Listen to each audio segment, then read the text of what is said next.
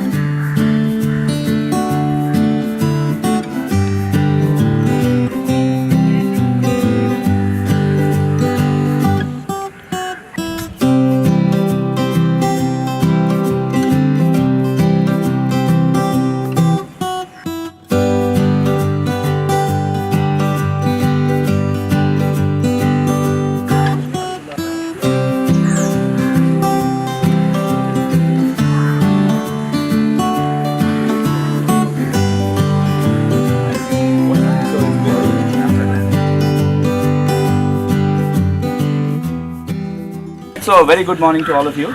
My name is Gopal Krishna and I'm a filmmaker. I've been interested in permaculture and organic farming for some time. Last year in Hyderabad there was a permaculture convergence which happened where about 700-800 people, permaculture practitioners from all over the world congregated and spent 5 days together discussing ideas, projects and knowledge systems. That was where I met Katherine, and incidentally I happen to know that Katherine is visiting India around this time and she's going to be in Auroville. So partly from the selfish reason of wanting to know more about permaculture, I requested her to organize a talk, and Sacred Groves has been very, very gracious in offering the space. So that was how the workshop took shape. And yeah, it was nice having participated with 25 other people from various backgrounds, architecture, design, filmmaking, etc. Having conversations about the ethics and principles of permaculture. So yeah, it was great. Thank you.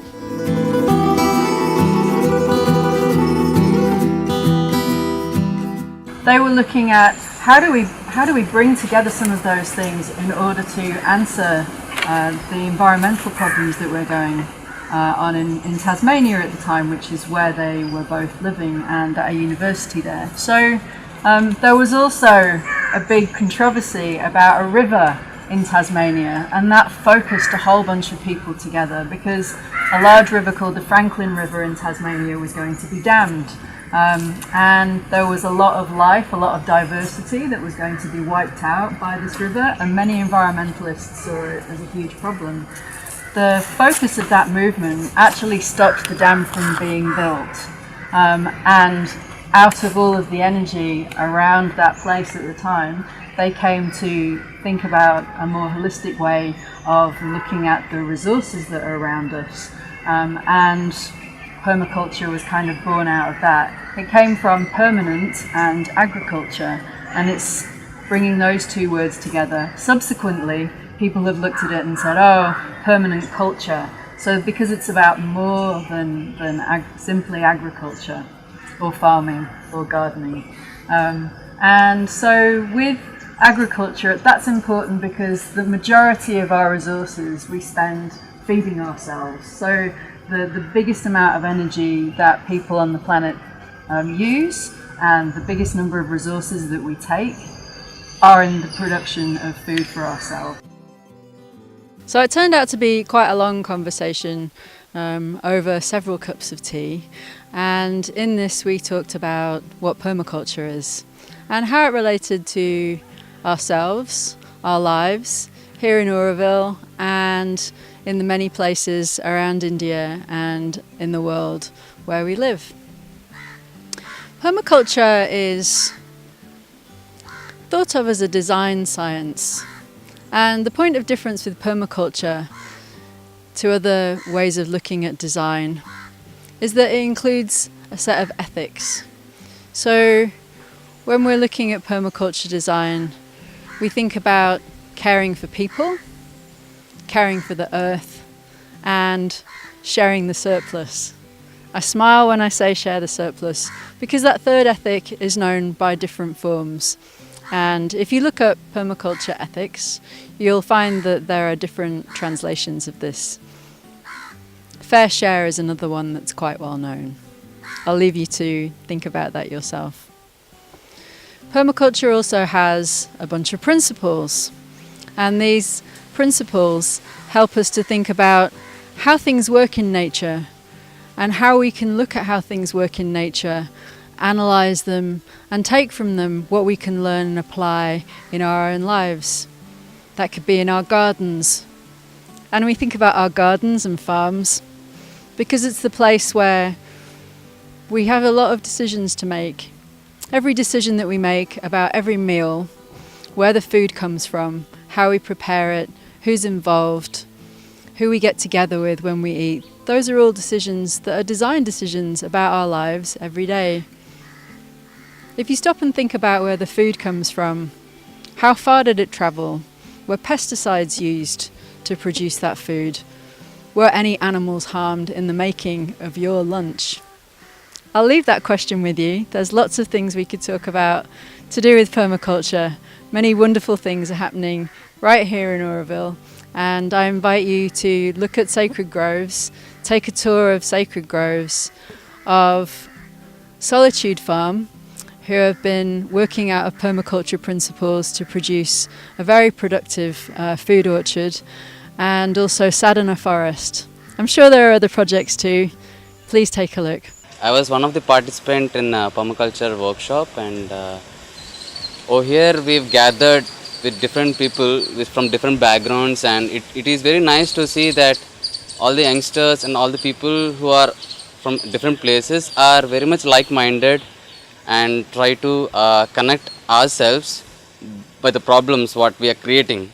So the problems comes from us. So it is good to see that even though we don't have a lot of solutions for the problems, but we are addressing the things and talking about it by interacting each other. That was very nice experience for me, because it made me to realize a lot of things, because it is not in detail. There is no path for what I am looking for. So I was going here and there. So right now I have got a little bit of clarity that how it have to be organized in a way that to take things forward.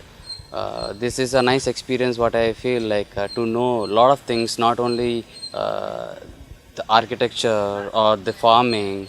It covers the whole aspect of how the life is, from the big to the small details, how to give a simple solutions for the bigger problems. So that is a very nice experience what I can say. Being a part of today's permaculture workshop, or a talk I would say, really helped me to be more connected to my surrounding, the people, what they think and how they are connected with the nature.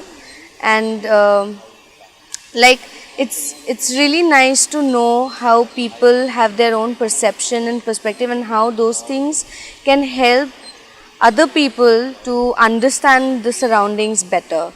So yeah, we talked about a lot of things, a lot of small little things and objectives and principles of permaculture, where we talk about integrating things together, obtaining some objective, or how to have a good yield and your surroundings, and a lot of more things, segregation and integration and all.